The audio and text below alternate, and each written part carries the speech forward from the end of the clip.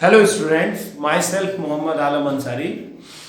मैं आपको अपने चैनल आलम फाउंडेशन क्लासेस पर क्लास 9th से लेकर 12th तक की गणित और विज्ञान को पढ़ाऊंगा, जिसमें 11 और 12 में मैं केवल विज्ञान पढ़ाऊंगा, जिसमें रसायन विज्ञान और भौतिक विज्ञान होगा, केमिस्ट्री एंड फिजिक्स होगा। लेकिन क्लास 9th और क्लास 10th का मैं आपको गणित के साथ साथ विज्ञान भी पढ़ाऊंगा। आज इसी क्रम में मैं शुरू कर रहा हूँ क्लास 9th का गणित। गणित में जो पहला अध्याय हमारे लिए है एनसीईआरटी से भी नंबर सिस्टम। नंबर सिस्टम हम संख्याओं का खेल बचपन से खेलते आ रहे हैं। क्लास 8 तक आपने पढ़ाई की है, तो आपने क्लास 8 तक नंबर्स के बारे में जाना। 1 2 3 4 11 12 100 1000 500 समथिंग आपने ऐसे नंबर्स पढ़े हैं। फिर इनको आपने क्या किया, इनका ऐड पढ़ा है, सब्ट्रैक्शन पढ़ा है, डिजिट्स का, अंकों का। उन्हीं अंकों का अगर हम एक सिस्टम बनाए तो उनको हम नंबर सिस्टम कहेंगे, जिनको हम डिफरेंट कैटेगरीज में कैटेगराइज करेंगे, क्लासिफाइड करेंगे। पहला हमारा जो है वो है प्राकृतिक संख्याएं, नेचुरल नंबर्स। वे संख्याएं जो गणना में प्रयुक्त की जाती हैं, कैलकुलेशन में ली जाती है, उनको हम कहते हैं प्राकृतिक संख्याएं, जिनको हम कैपिटल एन से रिप्रेजेंट करते हैं। 1 2 3 4 5 6 7 8 9 समथिंग, ये हो गया। पूर्ण संख्याएं क्या होती है, जब हम प्राकृतिक संख्याओं में जीरो ऐड कर दें। देखिए ये पूरा का पूरा यहां से यहां तक क्या लग रहा है, डॉट डॉट डॉट, ये सभी प्राकृतिक संख्या नेचुरल नंबर है। इसमें हमने क्या ऐड कर दिया है, जीरो, तो वो क्या कहलाएगा, होल नंबर कहलाएगा, यानी कि पूर्ण संख्या कहलाएगा। जब हम इसी पूर्ण संख्या को शून्य के साथ एक बार धनात्मक और फिर हम एक बार ऋणात्मक वैल्यू में लिखेंगे, एक बार पॉजिटिव लिखेंगे और नेगेटिव दोनों लिखेंगे, मतलब इस तरह से हम संख्याओं को रिप्रेजेंट करेंगे कि उसमें धनात्मक भी हो, ऋणात्मक भी हो, शून्य भी हो, तो उसको हम कहेंगे पूर्णांक या इंटीजर्स। चौथा जो आएगा सम संख्याएं, इवन नंबर्स। इवन नंबर्स क्या होती हैं, वे संख्याएं जो 2 से डिवाइड हो, जिनको हम 2 से आसानी से डिवाइड कर सकें, जैसे -6 -4 -6, ये धनात्मक ऋणात्मक कुछ भी हो सकती है, कोई दिक्कत नहीं, ये बस 2 से डिवाइड होने वाली हो, इस बात का ध्यान रखेंगे। सम प्राकृतिक संख्याएं, जब इवन नंबर्स को ही हम क्या करेंगे, बढ़ते हुए क्रम में रख देंगे, तो वही क्या कहलाएंगे, सम प्राकृतिक संख्याएं कहलाएंगे। जैसे आपका 2 हो गया, 4 हो गया, 6 हो गया, 8 हो गया, ये सब। विषम संख्याएं क्या होती हैं, वे संख्याएं जो 2 से विभाजित न होती हो। 2 से विभाजित न होने का मतलब जिन जो 2 के पहाड़े में न आती हो, 2 से डिवाइड न होती हो। ठीक है, आपको एक बात बता दें, सम संख्याएं जिन संख्याओं के अंत में शून्य होगा वो हमेशा 2 से डिवाइड होंगी। जैसे देखिए 9 विषम संख्या है, 2 से डिवाइड नहीं होगा, लेकिन 90 अंत में 0 आ गया तो यह 2 से डिवाइड होगा। तो जिन संख्याओं के अंत में शून्य होगा, 2 होगा, 4 होगा, 6 होगा, 8 होगा, वो अवश्य ही 2 से डिवाइड होंगी, 2 से विभाजित होंगी। तो विषम संख्याएं वे संख्याएं जो 2 से विभाजित ना हो, विषम संख्याएं कहलाएंगी, जैसे -9 11 15 3 5 etc। विषम प्राकृतिक संख्याएं क्या होती हैं, जब हम विषम संख्याओं को ही एक क्रम में लगा देंगे, उनके बीच का अंतर समान रहेगा और उनको एक क्रम में, बढ़ते हुए क्रम में लगा दिया, 3 के बाद 5, 5 के बाद 7, 7 के बाद 9, 9 के बाद 11 13, ये से लिख दिया, तो ये क्या कहलाएंगे, विषम प्राकृतिक संख्याएं कहलाएंगी। इनको पॉज करके नोट कर। प्राइम नंबर्स, प्राइम नंबर्स मतलब वे संख्याएं जो खुद से कटे, यानी अगर हम उसका गुणनखंड करें तो उसका गुणनखंड 2 और 1 हो, मतलब एक तो वो संख्या हो, जैसे 2 की बात कर रहा हूं, तो 2 का गुणनखंड करेंगे तो 2 गुणे 1 या 1 गुणे 2, तो इसका वो खुद से कटेगा या एक खुद से ही कटेगा और किसी दूसरी संख्या से नहीं कटेगा। तो अभाज्य संख्याएं, प्राइम नंबर्स क्या होती हैं, वे संख्याएं जो खुद से कटती हैं, स्वयं के अंक के साथ कटती हैं, वे अभाज्य संख्याएं कहलाती हैं। भाज्य संख्याएं क्या होती हैं, कंपोजिट नंबर क्या होता है, वे संख्याएं जो किसी भी संख्या से कट जाए, जो विभाजित हो जाए, जिनके गुणनखंड आपको मिल जाए। ठीक है, जिनके 2 से ज्यादा गुणनखंड हो जाए, जैसे आप 4 है, 6 है, 2 गुणे 3, 8 है, 2 दूना 4 दूना 8, तो वे संख्याएं जिनके 2 से ज्यादा गुणनखंड हो वे भाज्य संख्याएं कहलाती हैं, जो किसी दूसरे अंक से भी कट जाए। सहभाज्य संख्याएं क्या होती हैं, वे संख्याओं का युग्म ऐसी संख्याओं का युग्म जो एक दूसरे के साथ एक का मौसा रखती हो। देखिए मौसा जिनका क्या हो, एक हो। मौसा जैसे 1 और 2 का मौसा निकालेंगे आप, HCF हाईएस्ट कॉमन फैक्टर, तो HCF कह लीजिए हाईएस्ट कॉमन मल्टीपल। तो इन दोनों में हाईएस्ट कॉमन मल्टीपल 1 होगा, क्योंकि ना ये इससे डिवाइड है ना ये इससे डिवाइड है। तो को प्राइम नंबर्स क्या होते हैं, सअभाज्य संख्याएं क्या होती हैं, वे संख्याएं जिनका मौसा 1 होता है वे क्या कहलाती हैं, सअभाज्य संख्याएं। अगला है परिमेय संख्याएं, बहुत इंपॉर्टेंट है, यहां से समझिए, ये आपके सिलेबस में है, यहीं से आपको ज्यादा पढ़ना भी है। परिमेय संख्याएं, रेशनल नंबर क्या होता है, वे संख्याएं जिनको आप P/Q के रूप में व्यक्त कर सकते हैं वे परिमेय संख्याएं कहलाती हैं। जिन संख्याओं को आप P/Q के रूप में व्यक्त करेंगे वही परिमेय संख्याएं कहलाएंगी। जहां Q नॉट इक्वल टू 0, ध्यान दीजिए Q कभी शून्य नहीं हो सकता, शून्य हो जाएगा तो संख्या बटा 0 इनफाइनाइट आ जाएगा। आपको ध्यान देना है परिमेय संख्याएं वे संख्याएं होती हैं जिनको P/Q के रूप में व्यक्त कर सकते हैं।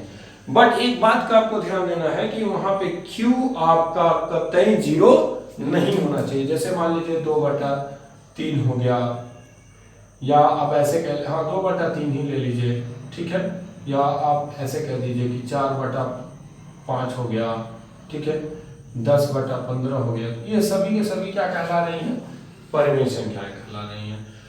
एक बात और ध्यान देना है कि इसमें जो P और Q होगा वो क्या होगा, Z होगा। आपको मैंने इससे पहले पढ़ाया है, Z या I। Z या I का मतलब क्या होगा, पूर्णांक होगा।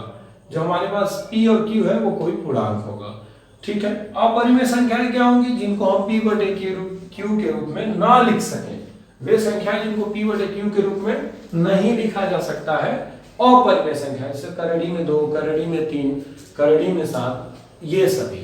तो एक बार फिर बता देता हूं, मैंने इसके पहले जो बताया उससे आगे बढ़ता हूं। अभाज्य संख्याएं जो खुद से कटती हों, वे संख्याएं जो खुद से कटे, जिनका गुणनखंड 1 से ज्यादा ना हो, वे अभाज्य संख्याएं कहलाएंगी। भाज्य संख्याएं जो 2 या 2 से अधिक संख्याओं से कट जाती हो, जिनका 2 या 2 से अधिक गुणनखंड होता हो। सअभाज्य संख्याएं वे संख्याएं जिनका मौसा 1 होता हो, सअभाज्य संख्याएं कहलाएंगी। परिमेय संख्याएं जिनको हम P/Q के रूप में व्यक्त कर सकते हो और Q का मान 0 नहीं होना चाहिए। P और Q क्या होंगे, कोई पूर्णांक होंगे। अपरिमेय संख्याएं जिन्हें हम P/Q के रूप में नहीं लिख सकते हैं वो क्या कहलाती हैं, अपरिमेय संख्याएं कहलाती हैं। पॉज करके नोट कर लीजिए। अब आइए कुछ पॉइंट्स की बात करते हैं। पहले पॉइंट्स कुछ एक्स्ट्रा नोट्स है, ये कुछ इंपॉर्टेंट बातें हैं। 0 ना तो धनात्मक संख्या है और ना ही ऋणात्मक, यानी कि कोई आपको कहे कि -0 हो गया तो आप कहिएगा इसका मतलब ये मूर्ख बना रहा है हमको, -0 की बात नहीं हो सकती। कोई कहे कि 0 है, 0 0 होता है, धनात्मक और ऋणात्मक की बात नहीं कर सकते हम। दूसरी बात हम जो करने जा रहे हैं वो क्या है, ध्यान दीजिए कि 0 एक सम संख्या है। एक बहुत इंटरेस्टिंग बात बता रहा हूं, 0 एक सम संख्या है। जी 0 क्या है, एक सम संख्या है। 0 एक इवन नंबर है, 0 इज अ इवन नंबर। आगे बढ़ते हैं। 1 ना तो अभाज्य संख्या है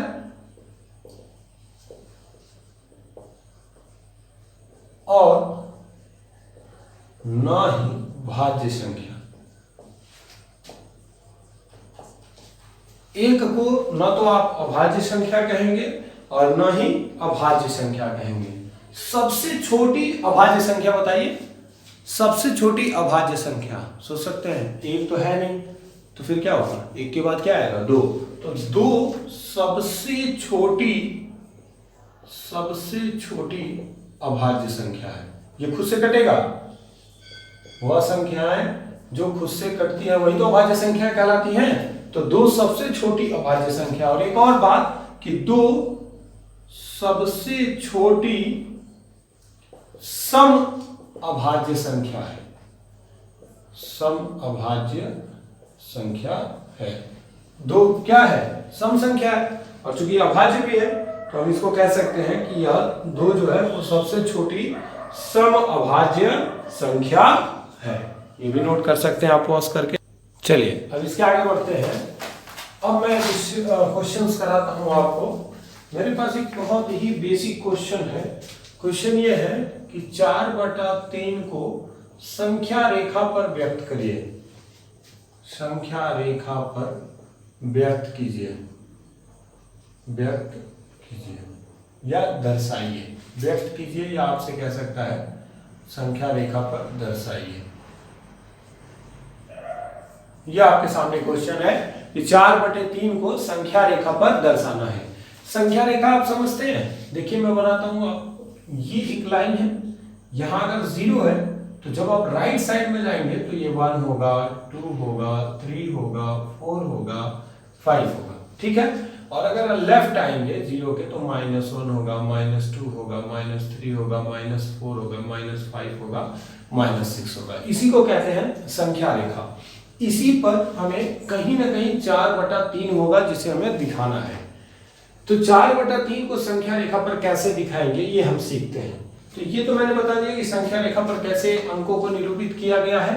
तो आप जान लीजिए, सबसे पहले 0 होता है बीच में, उसके राइट साइड में 1 2 3 4 5 लिखते चले जाएंगे, इधर -1 -2 ऐसे लिखते चले जाएंगे। फिलहाल अब हम अपने क्वेश्चन पे आते हैं। हमें करना क्या है, 4/3 को संख्या रेखा पर दिखाना है, ये हमारा क्वेश्चन है। देखिए क्या करेंगे, इसका सोल्यूशन क्या होगा। पहले हम 4/3 को थोड़ा समझने की कोशिश करें। 4/3 को हम क्या लिख सकते हैं, तो आइए देखिए, 3 से 4 में भाग दे दीजिए। 3 एकम 3, 1 शेष बच जाएगा। तो इसको अगर हम मिश्र भिन्न में लिखने की कोशिश करें तो क्या हो जाएगा, 1 सही 1/3, यही तो होगा। देखिए 1 सही 1/3 मिश्र भिन्न में कैसे लिखते हैं, जितनी बार में भाग गया होता है, जो हमारा भागफल होता है, जो हमारा भागफल होता है, जो हमारा भागफल होता है उसको अंश में लिखते हैं। जो हमारा भागफल होता है उसको अंश में लिखते हैं, और जो हमारा हर होता है, शेष होता है, शेष उसको हम कहाँ लिखते हैं, आगे लिखते हैं। और जो हमारा भाजक जिसे हम भाग दिए होते हैं वो हमारा क्या हो जाएगा, आगे लिख दिया जाएगा। तो हमारा क्वेश्चन है कि 4/3 को हमें संख्या रेखा पर दर्शाना है। तो 4/3 को हमने चेंज कर लिया, तो 4/3 को क्या लिख सकते हैं, 1 सही 1/3 लिख सकते हैं। अब ध्यान दीजिए, अब हम एक संख्या रेखा बनाएंगे। सबसे पहले यहाँ 0 लिखेंगे, फिर 1 लिखेंगे, फिर 2 लिखेंगे। आप देखिए ध्यान से, 0 से 1 के बीच की जो दूरी होगी वह 1 ही होगी। 1 और 2 के बीच की जो दूरी होगी वह 1 होगी, यानी यहाँ से यहाँ तक जितना है उतना ही यहाँ से यहाँ तक है। मैं अगर आप इसको लिखने की कोशिश करो तो इसको मैं लिख सकता हूँ 1 + 1/3, ऐसे भी तो लिख सकते हैं हम, 1 + 1/3, 1 + 1/3 ऐसे लिख दिया। यानी कि हमें जो दिखाना है, जो हमारा 4/3 है वो 1 से ज्यादा है, 1 से ज्यादा है। ये कैसे पता चलेगा, थोड़ा भाग देके देख लीजिए। 3 से 4 में तो 3 × 3, 1 बचा, दशमलव लगाएंगे, 10 हुआ, 3 × 3 = 9, फिर 10 हुआ, फिर 3 × 3 = 9, फिर 1, ऐसे शेष बचता चला जाएगा। तो आप ध्यान दीजिए 1.33, तो 1 और 2 के बीच में आ रही है संख्या, 1 और 2 के बीच में आ रही है। चलिए ठीक है, यानी 1 से ज्यादा है और 2 से कम है, तो 1 तो हमारा पूरा अंक आ गया। अब 1/3 का क्या मतलब होता है, जैसे मान लीजिए ये हमारे पास एक रिंग है, ठीक है, एक गोला है या एक वृत्त है, कुछ भी है। अब हम इसके 3 हिस्सा करना चाहते हैं। ये मैंने इसके 3 हिस्से बना दिए, तो ये 3 बराबर हिस्से हैं, ऐसा हम मान रहे हैं। अगर ये 3 बराबर हिस्से हैं, थोड़ा सा और सही कर लिया जाए, ये इसके 3 बराबर हिस्से हैं, ठीक है। ये एक पूरा एक रोटी था, या पूरा एक गोला था, या पूरा एक वृत्त था, कुछ भी एक सर्कुलर टाइप की कोई चीज थी, एक रोटी ही मान लीजिए, एक ब्रेड मान लीजिए, जो ब्रेड हमारा सर्कुलर है। अब इसके मैंने 3 भाग किए हैं, तो 1 का ये तीसरा भाग है ना। तो मैं अगर सिर्फ इसकी बात करूंगा तो ये क्या होगा, पूरे 1 का कौन सा हिस्सा है, तीसरा हिस्सा है, तो मैं क्या लिखूंगा, 1/3। इस तरह से मैं एक और एग्जांपल देके आपको समझाता हूं। जैसे मान लीजिए ये पूरा एक रोटी है, किसी ने बीच से काट दिया, ठीक है। अब मैं कहूँगी ये वाला हिस्सा कितना होगा, तो ये वाला हिस्सा कितना होगा, पूरा का पूरा कितना था 1, उसका एक कै भाग बनाया मैंने 2, तो दूसरा वाला भाग है एक 2 का मतलब पूरे 1 को मैंने 2 भाग बनाए हैं, तो 1/2 इसका ये आधा हो गया, ठीक है। इसी तरह से मैंने कोई एक रिंग बना ली और उसमें मैंने 4 भाग कर लिए, और मैं पूछ रहा हूँ कि इसके बारे में आप गणितीय विवेचना कीजिए। तो गणित के हिसाब से इसको क्या लिखेंगे कि पूरा 1 था और उसका एक चौथा भाग है, चौथा भाग है, तो 1/4 हो जाएगा। तो अब देखिए 1 तो हमारे पास पूरा पूरा यहाँ आ जाएगा, उसके बाद 1/3 यानी अगला 1 और 2 के बीच में होगा। तो 1/3 को कैसे फाइंड करेंगे 1 और 2 के बीच में, तो हम 1 और 2 के बीच में 3 खाना बनाएंगे, 3 खाना बनाएंगे समान दूरी का। तो मान लिया हमने 1 बना लिया, 2, देखिए 1 2 3 ये बराबर दूरी के हो गए। अब ध्यान दीजिए यहां तक आ गया 1 और ये वाला हमारा कितना होगा, यहां से यहां तक भी 1 ही है, उसका ये वाला हिस्सा पूछे तो कितना होगा, ये 1 पूरा था और उसके 3 भाग बने हैं, तो ये वाला हिस्सा कितना होगा 1/3 होगा। और चूंकि 1 से ज्यादा है, 1 यहाँ है और 1/3 उसमें जुड़ गया, तो यही हमारा हो जाएगा 4/3 हमारा P, ठीक है। तो जब भी आपसे पूछे कि किसी अंक को संख्या रेखा पर आप कैसे दिखाएंगे, तो आपको दिखाने का यही तरीका है, आप ऐसे बना सकते हैं, ठीक है। नोट कर लीजिए इसको। अब आगे बढ़ते हैं। आगे अगला जो कॉन्सेप्ट है वो आपको कह देगा कि 2 संख्याएं हैं A व B, A व B 2 संख्याएं हैं, 2 संख्याएं हैं, ठीक है। A और B 2 संख्याएं हैं और ये दोनों परिमेय संख्याएं हैं। कहेगा इनके बीच एक और परिमेय संख्या बताइए। A और B 2 संख्याएं हैं, तो इनके बीच एक परिमेय संख्या, इनके बीच परिमेय संख्या बताइए। एक परिमेय संख्या, एक ही निकालने के लिए कह रहा है, एक परिमेय संख्या बताइए। तो कैसे करेंगे आप, आपके पास क्वेश्चन है और ये उसका सॉल्यूशन है। क्वेश्चन ये है कि A और B 2 संख्याएं हैं, इनके बीच एक परिमेय संख्या बताइए। तो इनके बीच एक परिमेय संख्या हम कैसे फाइंड करेंगे, A और B के बीच में परिमेय संख्याएं हम कैसे निकालेंगे। तो जब भी हमको 2 संख्याएं दी गई हो, उनके बीच में परिमेय संख्या निकालना हो, तो इसके लिए एक सूत्र आएगा, जो परिमेय संख्या होगा तो वो परिमेय संख्या बराबर क्या आ जाएगा, इन दोनों संख्याओं का योग A + B/2। तो हमारे पास जो नई परिमेय संख्या आएगी और A + B बटा क्या हो जाएगी 2। जैसे मैं एक क्वेश्चन करा दूं आपको, इसके बेसिस पर एक एग्जांपल करा दूं। जैसे मैं आपसे पूछ लूं कि -3 व 8 के बीच एक परिमेय संख्या क्या होगा, एक परिमेय संख्या बताइए।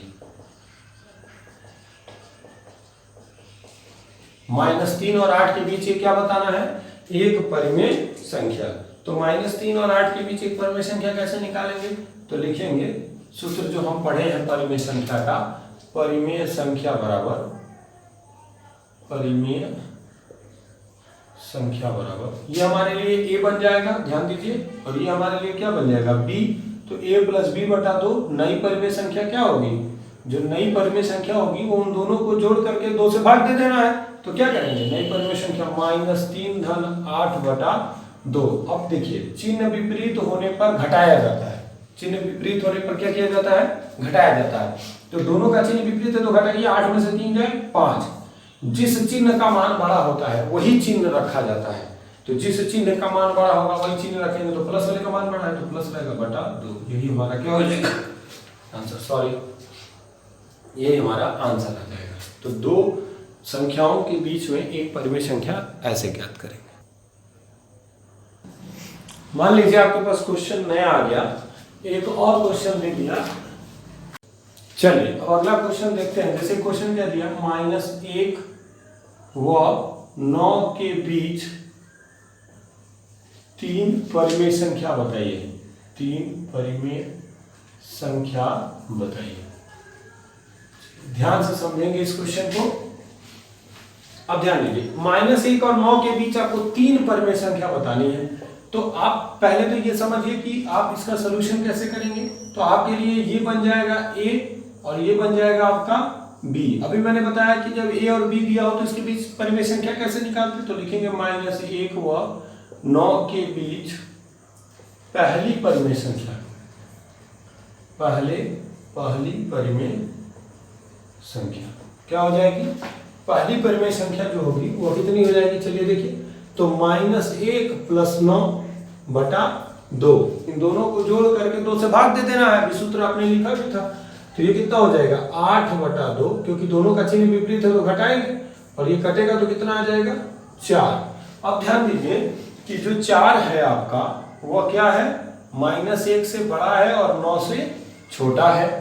एक तो ये हो गया। अब क्या करेंगे, अब पुनः जो हमारे पास है -1 और 4 इन दोनों के बीच में निकालेंगे, ठीक है। अब हम क्या करेंगे, -1 और 4 के बीच निकालेंगे, तो लिखेंगे -1 और 4 के बीच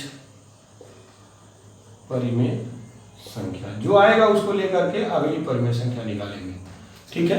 हमारे पास -1 और 9 के बीच होना चाहिए ना, तो -1 और 9 के बीच में 4 आएगा कि नहीं आएगा, लिख के देख लीजिए, -1 0 1 2 3 4 5 6 7 8 9, क्या 4 आया कि नहीं आया, आया ना 4, तो ये 4 हमारी परिमेय संख्या हो गई। अब फिर अभी भी 1 और 4 को लेके जब चलेंगे तो इसी के बीच आएगा और हमें -1 और 9 के बीच ही चाहिए, तो जो आएगी संख्या उसी को लेके आगे बढ़ना है।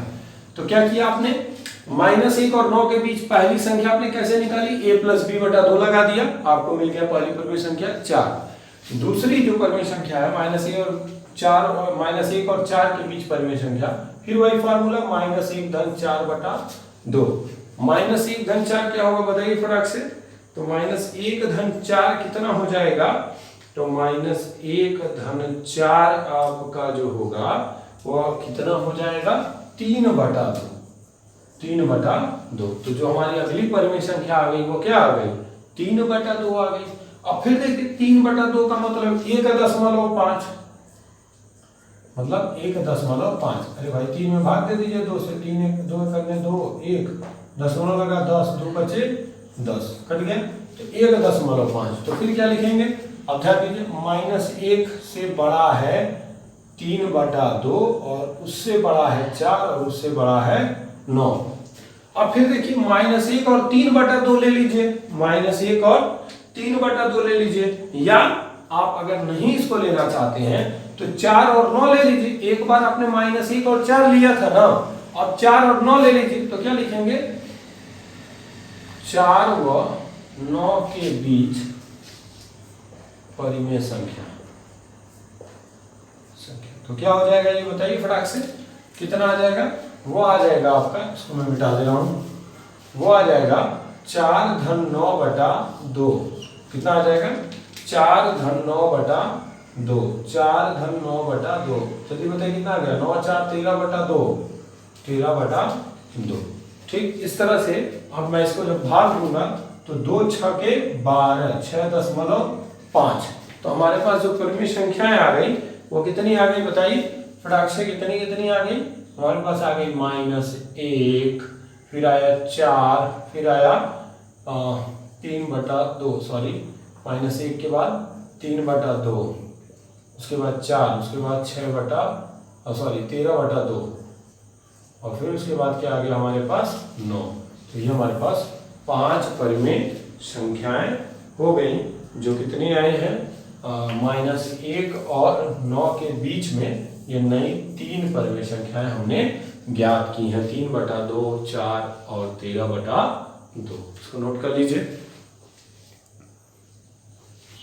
और मेरा यही एक क्वेश्चन मैं बना दे रहा हूं, आपको जो करना है वो क्या करना है, -1 और 7 के बीच 3 परिमेय संख्या बताइए। ये आपका होमवर्क है जो आपको करना है, -1 और 7 के बीच में 3 परिमेय संख्याएं आपको बताना है। इसी के अलावा मैं आपको एक और क्वेश्चन दे दे रहा हूं होमवर्क के रूप में, जो अगला क्वेश्चन होगा इसी बेसिस पर मैं आपको दे रहा हूं। अगला जो क्वेश्चन होगा मेरा परिमेय संख्याओं से रिलेटेड ही क्वेश्चन होगा, इसी तरह से होगा जैसे मैं आपको क्वेश्चन दे रहा हूं कि 2 -2 व 10 के बीच 5 परिमेय संख्या बताइए, परिमेय संख्या बताइए। सेम वर्क करते चले जाएंगे। अगला जो मैं क्वेश्चन दे रहा हूं वो थोड़ा ध्यान दीजिए। अगला क्वेश्चन है मेरा 7/3 को संख्या रेखा पर व्यक्त कीजिए, संख्या रेखा पर व्यक्त कीजिए। ठीक है, तो ये 3 क्वेश्चन आप करिएगा। बाकी इसके बाद की क्लासेस अगले वीडियो लेक्चर में, तब तक इसको खूब अच्छे से देखते रहिए, पढ़ते रहिए। और मेरे चैनल पे आप नए होंगे ही होंगे क्योंकि पहला वीडियो है क्लास 9 का, और मैं मैथ्स के साथ साथ आपको साइंस भी पढ़ाऊंगा जो कि मेरा प्रॉपर सब्जेक्ट है, जो मैं बहुत अच्छे से आपको कोशिश करूंगा सिखाने की। मैथ्स के साथ साथ साइंस भी आपको बहुत अच्छे से पढ़ाऊंगा, तो इसको बहुत अच्छे से आप पढ़ लीजिए। और इस चैनल पे, चूंकि मेरे चैनल पे आप पहली बार ही आए होंगे, क्योंकि मेरा पहला वीडियो है क्लास 9 का, तो प्लीज़ इसे लाइक, शेयर और सब्सक्राइब कर दीजिए। ज़्यादा से ज़्यादा इसको शेयर कर दीजिए और उनसे बोलिए कि वो इसे सब्सक्राइब करें और बेल आइकन को हिट करें, क्योंकि जब मैं अगला वीडियो जैसे ही अपलोड करूंगा उनको तुरंत नोटिफिकेशन मिल जाएगा और वो कॉन्टिन्यूअस वीडियो देखते रहेंगे, अपनी पढ़ाई करते रहेंगे। Thank you.